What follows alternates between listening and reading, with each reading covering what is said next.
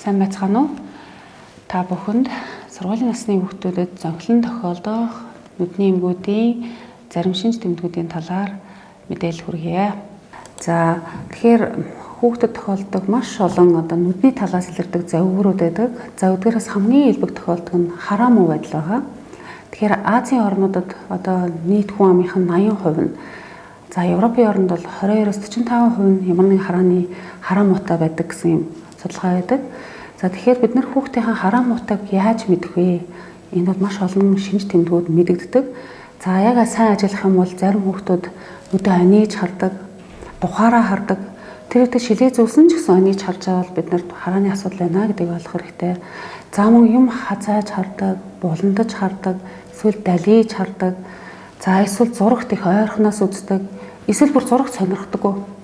Магадгүй зарим айлууд телевизээр асаадаггүй, эсвэл гэртээ телевизээр тавьдаггүй манай хүүхд гэж хэлдэг. За тэгвэл нэг өөр хэрэг. Эсвэл зурагт асаачаад байгаад энэ хүүхдээ яагаад зурагт үзэхгүй вэ? Яагаад сонирхгүй вэ? За энэ дээр бас анхаарлаа хандуулах хэрэгтэй. За мөн номоо хит ойрхоноос барьдаг. Бүр ширээгээ дэрлээд хөвтчихдэг гэж хүртэл ярьдаг. За эсвэл эмээ өвгөх өмөөтэй хүүхдэд эсвэл ах トゥ нарт байдаг хүмүүст шил зүүдэг хүмүүсийн шилийг бас зүгж үзээд тод хараад байна гэд шилээ авч булаацтаад гүйдэг. Магадгүй нэг удаа сонирхоод хайж байгаа бол нэг өөр хэрэг. Гэтэл үе давтамжтайгаар тэдний шилийг аваад тод байна гэдэг юм бол мойл энэ маань хараа муутай юм биш үстэй гэсэн бас бид нар тийм сэжиг төрүүлдэг. За мөн хичээлдээ дургу байдаг хүүхд. Хэрвээ хүүхд үнэхээр хардггүй бол муу хардвал хичээлдээ дургу, хичээлдээ сонирхолгүй байдаг. Тийм учраас бас хэлдэг хэрвээ хүүхд хичээлдээ дургу байх юм бол заавал нүдний эмч рүү бас хүүхдээ илгээгээрэй. За дараагийн нэг асуулт бол дээд завхны өмжилт байгаа. Гэхдээ энэ дээд завхны өмжилтийг бол эцэгчүүд бас ямар нэгэн байдлаар нүдний эмчд бол бас хандаад үзүүлсэн байдаг. Яагаад бол төрөлхөөсөө хоёр нүдний завх нь бууцсан юм уу? Эсвэл аль нэг нүднийхэн завх нь бууцсан байдаг. За яг энэ хоёр нүдний завх бууцсан тохиолдолд харьцангуй хүүхдийн хараа бас хөгжөө яваад байдаг. Яагаад тэгэхээр хүүхд өвчгийн гэдгийг харцдаг учраас. Харин нэг нүдний завх бууцсан тохиолдолд зарим тохиолдолд нөгөө харааны тэглэг хаасантай холбоотойгоор бас тэр талынх нь нүдний хараачгүй болох юм хангалттай байдаг учраас ийм тохиолдолд бас нүдний эмчд үзүүлэх хэрэгтэй байх нэ. За дараа нь хүүхдийн нүд улаах байгаа. Тэгэхээр нүд улаах маш олон шалтгаанууд байгаа. За бид нарт бол хамгийн илбэг хэрэн тохиолдоод байгаа нь нүдний ханиад гэж их ярьдаг те хүмүүс. Тэгэхээр ханиад хүрэхээр хамраас нусгоож яваад гэдэг ч юм уу хоолоо өдлөө гэдэгтэй айлхан манай нүд ч гэсэн өвдчихдөг. За ялангуяа нүдний ханиад үед маш их халдвартай ангидны хүүхд өвдсөн байхад бусад хүүхдүүд ч гэсэн өвдөх байдаг. Ийм хамт олонны калигийн юм халдвар төвчин байдаг. Тийм болохоор юм нүд улаасан тохиолдолд бас аль болох хүүхдэд сургуульд нь явуулах байх хэрэгтэй. Бас эцэгт нь мэдэгдээд нүдний эмчд үзүүлээрэй гэдгийг бас хэлэх хэрэгтэй. Энэ бас дараагийн хүүхдүүдийн халдварлахаас за мөн удаан хугацаагаар явхаар бас дараагийн хүндрэлийг өгөх хандлагатай байдаг. Энэ бүгдээс бас сэргийлэх боломжтой юм шүү. За дараа нь завх улаах, хавдах гэсэн юм шинжүүд байгаа. Тэгэхээр энэ харшлын шалтгаантайгаар хүүхдийн завх их улаадаг, хавддаг, нухдаг. За ялангуяа юу анзаардаг вэ? Гэр оронд амьтантай хүүхдүүдийн бас ингээд завх их хавдаж орж ирдэг, харшил өгöd ороод ирдэг. Гинэд ерөөсөө л хавдчихдаг. За ингээд сонсоод ахаар ямар нэг амьтанд хичээдэг ч юм уу нэг эсвэл гэр оронд нурман логоо гэдэг ч юм уу хавдаж орж ирдэг. За мөн завх улаадаг. Хэрвээ завх улаагаал хавдаад ирвэл энэ бол ямар нэгэн халдрын шинж вэ шүү гэдгийг хэлдэг. За ялангуяа энэ хүүхд дээр шүдэн өвдсөн, хамар битүүрдэг, бид нар гамрид гэж ярьдаг. Энэ өвчний үед за энэ идээд халдвар маань нүдний хар руу шууд дамждаг. Тийм учраас нүдийг бүлтүүлгээд завхийг хавдуулаад улаалгаад ингээд дараагийнхаа хүндрэлийг өгдөг юм аюултай юм байдаг. Тийм учраас бас энэ дээр нүд гэж нүдний завхны хавангаас гадна бас энэ дээр чих хамар хоолойны талыг бас анзаарч авах хэрэгтэй гэдгийг бас эцэгт нь зөвлөх хэрэгтэй байна. За дараа нь завхин дээр юм гарах. Завхин дээр юм гарчлаа л гэдэг. Нэг бондгор юм гарчлаа. Доошоо харахаар их тод харагдаад байна гэж ярьдаг. За энэ юу гэдэг вэ гэхээр манайхаар бол халазион гэж нэрлэдэг байгаа. Тэгэхээр нүдний эрен тойрон 30-аас 40 ширхэг тосны цорго байдаг. Энэ цорго маань хүний нүдийг аних болгонд тос ялгаруулаад нүдийг тосолж яадаг. Тэгэхээр энэ цоргоны нэг нь бүлэрхөөр энэ бондгор товчиг юм гарчдаг байгаа. Тэгэхээр ерөнхийдөө хүүхдийн хувьд жоохон дархлаа султай 6-7 насд хүртлийн хүүхдүүд бол илүүтэй их гар хандлагатай. За чихэр хиддэг бол бас энэ их гар хандлагатай байдаг. За энэ процессын зарим тохиолдолд улааж хавдах юм бол одоо эдээд процессыг хүнрэхээр манай дээр бас энийг яралтай мэслэгээ гэж цэвэрлж авдаг байгаа.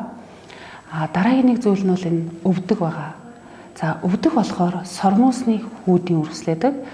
За энэ сормуусны хүүдийн үрсэл нь ерөнхийдөө нэг 7 хоногийн дотор өөрөө яваад идэрдэг. Тухайд гарлаа, хавдлаа, баг зэрэг идэ гарлаа, цус гарлаа ингээд 7 хоногийн дотор өөрөө идэрдэг. Тэгэхээр хүмүүсийн дунд нэг юм ойлголт байдаг. Өвдгийг өвдгөр давна зүгээр болгоцсон гэсэн. Тэгэхээр өвдгийг өвдгөр давна гэж байхгүй ийм ойлголт байдгүй шүү. За дараа нь одоо албадмал байрлал байгаа. Өөрөлдвөл гэлжгээ хардаг ч юм уу, хазааж хардаг ч юм уу. За энэ болохоор нэгдүгээр хялар байгаа хялар хардаг хүмүүсээс толгой хазгаа тавьж хардаг. Эсвэл хараа муу байх юм бол сая дээр дурдсан толгой хазгаа тавьж харж болно. За мөн дээд цохны унжилт байх юм бол хэлсэн хоошоо гидээж хардаг. За мөн гэлжгийн хүзий байгаа. За энэ бас одоо толгой хазгаа тавих юм шалтгаан болдог. За мөн нүдний айлмны чичирхийлсэн хөдөлгөөн байна. За энэ тэгэхээр тохиолдолд хүүхдээс толгойгоо дандаа хазгаа тавьж өөрийнхөө хамгийн тод харах юм байрлалыг олж хардаг байгаа. Тэгэхээр эцэгчүүд бид нэр багш нарын хүүхдэд толгойгоо тэгшин тавиа гэж хэлэх ямарч боломж байхгүй. Ингэж хазгаа тавьсараа өөрийнхөө хамгийн сайн харж байгаа цэгийг олдог шүү гэдгийг бас анхаараарай. За дараа нь хялар. За энэ хялар гэдэг зүйлийг бидний хувьд бол 0-6 сарын дотор үүсэн хялрыг бид нар төрөлхийн хялар гэж нэрлэдэг. За 6 сараас хойш үүссэн хялрууд маань ихэвчлэн харааны байдлаас болоод хялар харах гэдэг. Тэгэхээр муу хардаг юм уу, хардгуунууд хялар хардаг шүү гэдгийг бас та бүхэн санаад аваарай. Тэгэхээр хялар маань дотгошоо хялар, гадагшаа хялар, дээшээ хялар, доошоо хялар гэдэг байдаг. Ерөнхийдөө мэдээж хэрэг бас хялар хараад байх юм бол эцэгчүүд бас ямар нэгэн хэмжээгээр бас нүдний эмчтэр хандсан байдаг. Зарим хүүхэд нь шилээ зүгээд хялраад сая явдаг, зарим бяслаа ороод хялраа суулаа явсан байдаг. За тэгэхээр энэ хялрын талаар бас энэ хүмүүсийн дунд буруу зүрх ойлголтууд байгаад идэг л да. Манай хүүхд ингээд багасаа тоглоом ойрхон үлгсэнс болоод хялар болцсон юм аа. Эсвэл одоо юу гэдэг хялар хараад байх юм бол хялар болчдөг юм аа. Нанаа хялар хараад идэгс чи хялар болцсон юм аа ч гэдэг юм уу. Эсвэл одоо цоцроосноос нь болоод хялар болчлоо ч гэдэг юм уу. Нэг юм буруу зүрх ойлголтууд байгаад идэг. За ийм юм ерөөсөө байдгүй шүү. Тэгэхээр хялар харж л байгаа л эсвэл өөр аяндаа зүгээр болчдөг юм аа гэд эцэгчүүд бас их тоодоггүй. Тэгэхээр хялар харжлаа бол заавал нүдний эмчт хандах нэ гэдгийг анхаараарай. За дараа нь бидний хувьд нүдний том жижиг гэдэг асуудал байгаа. Хүмүүс хараад нэг нь л биднэрт ямар том нүд вэ гэдэг ялангуяа нүдийн хар гэж ярьдаг. Их л том харагдаад хүмүүс хол ямар гоё нүдтэй вэ гэж ярьдаг. За ийм тохиол бас анхааралтай авах хэрэгтэй. Ийм тохиолдлууд манай дээр байдаг байсан. Үзүүлэл хүмүүс нь ч гэсэн айгүй том нүдтэй ингээл яваад байсан. Гэхдээ энэ бол нүдний даралт ихсэх өвчин байдаг. Нүд бол дотоод даралтаа дийлэхгүйгээр хүүхдийн нүд ялангуяа 3 нас хүртэл их сунамтгай чанартай байдаг учраас даралтнаас болоод нүд нь томроод байдаг. Тэгээ хүн харахад нүднийх нь аяг дүүрэн нүд харагдаад байдаг. Хар нүд нь гэсэн үг шүү дээ. Тэгэхээр энэ бол төрөлхийн даралтны шинж байдаг. За тэгтээ яг мэдээж хэрэг нүдний даралт ихсэн хүүхд бол зүгээр бас хараа яваад байхгүй л дээ. Дараах юм одоо гэрэл байн галбдаг ч юм уу одоо гэрэл рүү харж чадахгүй нулимс гардаг ч гэсэн гэдэг ч юм уу бас ийм завиртай байгаад байдаг байгаа. Тэгэхээр бас ямар нэгэн байдлаар та бүхэн их л том нүдтэй байх шүү гэж юм санагдах юм бол бас нэг нүдний эмчт үзүүлээд хийм байна уугүй юу гэдгийг бас тодруулчих нь зүйтэй болов уу. За дараагийн нэг асуудал нь байнга нулимс гардаг, тордог, гялбдаг гэсэн завирууд байгаа. За хэрвээ бид нар нүдэнд гадны бие торчих юм бол мэдээж хэрэг байнга нулимс гарна, байнгын торно. За тэгтэл бас нүд рүү сормоос ордог хүүхдүүд байдаг. Ялангуяа энэ бол Аз хүүхдүүдийн онцлог. Хамар хацар их түнтэйгээд ирэхээр ч юм уу эсвэл хамар их намхан байдгаас болоод одоо доотлын ярс илүүдлээсээ болоод хүүхдийн сормоосыг татгаш нэрвүүлждэг. За тэгээд сормоосын татгаш иргэсэн хүүхдүүд байнгын ингээл мухаастай гэрэл рүү харж чаддгүй ингээл эсвэл нулимс гоождаг нэг юм завиртай байгаад байдаг. Тэгэхээр энийг бас ийм тохиолдолд бид нар энийг зарим тохиолдолд ажилдаагүй бол бүр мяслаар энийг бас засаж өгдөг байгаа. За дээрэс нь харин энэ дээр бас нэг харуулж хэлэхэд гадны бие орцсон юм орцсон юм шиг байна гэд хүмүүс хэлэрэд болоодог. За ийм ойлголт бас байхгүй шүү. Хэл гэдэг зүйл бол хамгийн их бактери агуулсан зүйл байдаг учраас нүдийн хэлээрээ долооно гэсэн ойлголт байхгүй. За дараагийн нэг асуудал бол байнга нуугтаад байдаг. Зам сормоос орсноос болоод жижигээр нуух татаад байдаг. Эсвэл төрөлхийн нулимсны замын мөглөлтөй байх юм бол нуух татдаг. Эсвэл нөгөө ханаа томооноосаа болоод нуух татаад байдаг. За энэ тохиолдолд мөн адил бас нүдний эмчт үзүүлээрэ. Мөн нүдний шарах үүсчихсэн тохиолдолд мөн нуугддаг, гэрэлд галбдаг, тордог гэсэн заврууд илэрдэг. За бид нар энэ нуугдсан тохиолдолд хизээч хөхний сүг тусаахгүй. Хүмүүс хөхний сүгээ тусаадаг, одоо ч тусаасаар байгаа. За энэ бол болохгүй. Яг бол хөхний сүг гэдэг бол өөрөө тэр чигээрээ бактерийг тэтгдэг, тижээдэг юм орчин байдаг шүү. Тийм учраас хөхний сүг хизээч тусааж болохгүй. За дараагийн нэг асуудал нь нүд цайрч харагдах гэж байгаа. За нүд бол цайрч харагдах бол бидний хар нүд нь их цайрч харагдаад байх нэ. Тэгэхээр нүд цайрч хардаг юмнуудын тухайлбал нүдний болор цайх өвчин байна. За бүр торлогийн хавдар байдаг, маш ховор тохиолдог хүүхдийн төрлийн хавдар байна. Зам өндөр хар бүрхүүлийн одоо цагаан үн гэж ярьдаг хүмүүс цагаан үс юм нүднүүд байдаг. За тэгэхээр яг мэдээж зэрэг ийм хүмүүс бас тодорхой хэмжээгээр нүдний эмчэд хандаад үзүүлсэн байдаг учраас бас тодорхой хэмжээний хэмжээнүүдийг авсан явдаг байхаа гэж бодож байна. За дараа нь гэмтэл байна. Ялангуяа энэ одоо хүүхдийн сургуулийн орчинд гэмтлүүд их тохиолддог. Гэмтэх зүйл нь бол одоо бидний гар дор байгаа зүйлүүд л байгаа. Жишээлбэл бие нэг мөргөх, дэгээдэх, түлхэх, харандаа шидэх, бал шидэх, шугам шидэх, хаалганы наанцаа одоо хаалгаа төлөвлөж байгаа шил хаарах гэдэг юм уу те.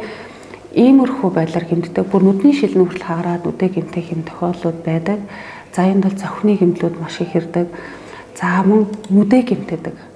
За нүд гэмтэн гэдэг бол та бүхэн мэдж байгаа хэрвээ хүн одоо бас одоо муур отоход хүний биеинд гидснээ одоо хевлээдээ нэг том шарахад хүн амьдрах уугүй юу гэдэг асуудал яригддаг. Адилхан манай нүд нэг л гэмтэл авчих юм бол за одоо харах асуудлыг хэцүү, эргэтэн хിവэр үлдэх гэдэг асуудал нь бол хэцүү болдог.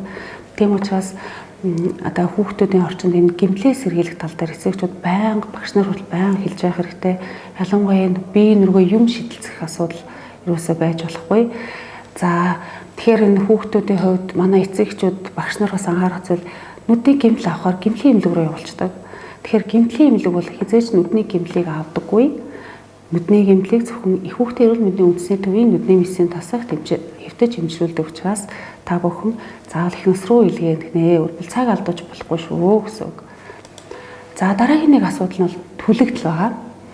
За ялангуяа одоо сургуулийн орчинд би яг сайн хэлж мэдэхгүй магадгүй хим физикийн хичээл орохоор хүүхдүүд бас янз бүрийн хим урвалтай бас одоо харцдаг болов уу гэж бодож байна.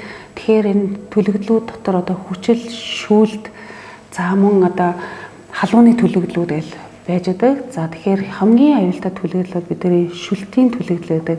Одоо та бүхэн мэдж байгаа гэртээ айлуудад ерөнхийдөө нэг перманганат калий гэдэг хүүхдийг нөгөө жоох хүүхдийг усанд оруулдаг юм нэг ягаан өнгөтэй бодис байдаг. Тэрэнд хүүхдүүд их түлэгдэх гэдэг. Тэгтэл энэ шүлтийн төлөвлөл бол хамгийн аюултай төлөвлөл байдаг. Хүний нүдийг эргэц сэрэхгүйгээр одоо бүх хэдийг нь гүннээ хүртэл нэвтэрч төлдөг юм аюултай байдаг. Тэгэхээр бид нар энэ төлөвлөл авсан тохиолдолд хамгийн эхлээд ерөөсөө карантинынхаа усаар аль байдаг боломжоор карантины усаар сайн угааж өгөх хэрэгтэй. Энэ бол хамгийн анхны тусламж гэдэг ойлгох хэрэгтэй. За мөн гэмтэл авсан тохиолдолд мөн аль маш хурдан зөвхөн боолт хийж өгөөл эмнэлгийн газар руу нэлгээнэ гэдэг та бүхэн ойлгоорой. За ингээд анхаарал тавьсан та бүхэнд баярлалаа.